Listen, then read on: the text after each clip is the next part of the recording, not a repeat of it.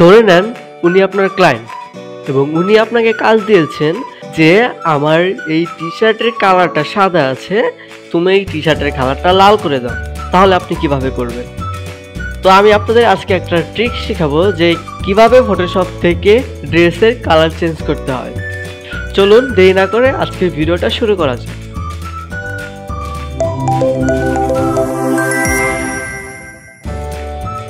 তো ফটোশপে কোনো ড্রেসের কালার চেঞ্জ করার সবথেকে সহজ উপায় আজকে আমি আপনাদের সাথে শেয়ার করব। তো ফটোশপে ড্রেস চেঞ্জ করতে হলে আমাদের যে মেন লেয়ারটা থাকবে এই লেয়ারটাকে আমরা একটা ডুপ্লিকেট করে নেব কন্ট্রোল জে দিয়ে। তারপরে আমরা কুইক সিলেকশন টুল ব্যবহার করতে পারি অথবা অবজেক্ট সিলেকশন টুল নিলেও হবে। এখান থেকে অবজেক্ট সিলেকশন টুল নেওয়ার পরে এখান থেকে আমরা এটাকে ল্যাসো করে দেব। এখান থেকে ল্যাসো করে জাস্ট এই টি শার্টের এরিয়াটুকুর উপর দিয়ে এইভাবে ড্র করব।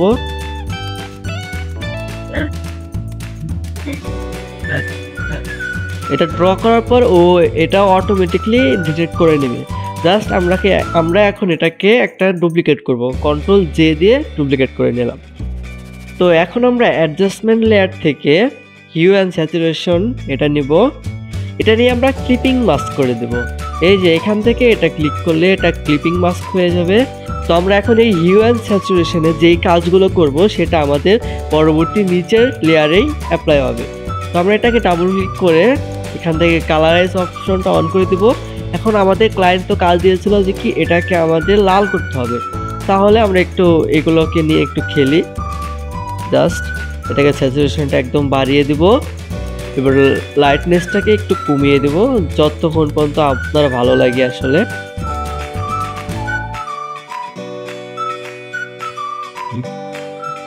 আমি আমার মতো করে নিচ্ছি। তো এখান থেকে ভিডিওটা একটু টেনে দিতে পারি। আচ্ছা, আমার এতটুকুই ভালো লেগেছে, জাস্ট এখানেই রাখলাম।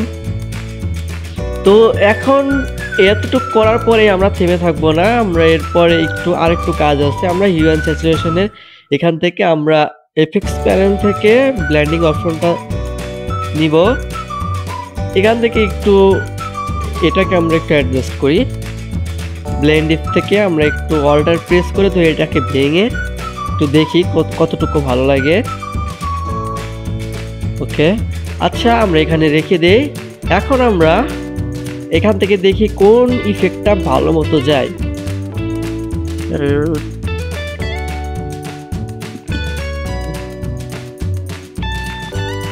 লিনিয়ার বার্নটা আমার এই ছবিটাতে ভালো মতো যাচ্ছে। তো আপনাদের ক্ষেত্রে অন্যটা হতে পারে, অন্য কিছু হতে পারে। জাস্ট আমরা লিনিয়ার বার্নটা নিয়ে আমরা একটু অপাসিটি কমিয়ে দিতে পারি। তো এটাই ছিল আজকের ভিডিও। যদি কোনো ক্লায়েন্ট আপনাদের কাজ দেয় কিংবা আপনাদেরই কোনো প্রজেক্ট থাকে, নিজের পার্সোনাল ওয়ার্ক হতে পারে, তো আপনারা খুব সহজে আমার দেখানো এই স্টেপটা ফলো করে তো কোনো ড্রেসের কালারগুলো খুব ইজিলি চেঞ্জ করে নিতে পারেন। আপনারা শুধু লাল কালারেই থাকবেন না, আপনারা আপনাদের ইচ্ছা মতো অনেকগুলো কালারে আপনারা বেছে দিতে পারবেন। তো এরকম আরও ইনফরমেটিভ ভিডিও যদি পেতে চান তাহলে আমাদের চ্যানেলটাকে একটা লাইক, কমেন্ট, শেয়ার এবং সাবস্ক্রাইব করে দেবেন। আর যদি আপনাদের কোনো পার্সোনাল প্রবলেম থাকে যেটা আপনি সলভ করতে চাচ্ছেন তাহলে আমাদের কমেন্ট বক্সে জানাতে পারেন। আমরা নেক্সট স্টেপে আপনাদের সমস্যাগুলো নিয়ে আমাদের নতুন ভিডিওগুলো আনবো। ধন্যবাদ আপনাদের সবাইকে শেষ পর্যন্ত দেখার জন্য।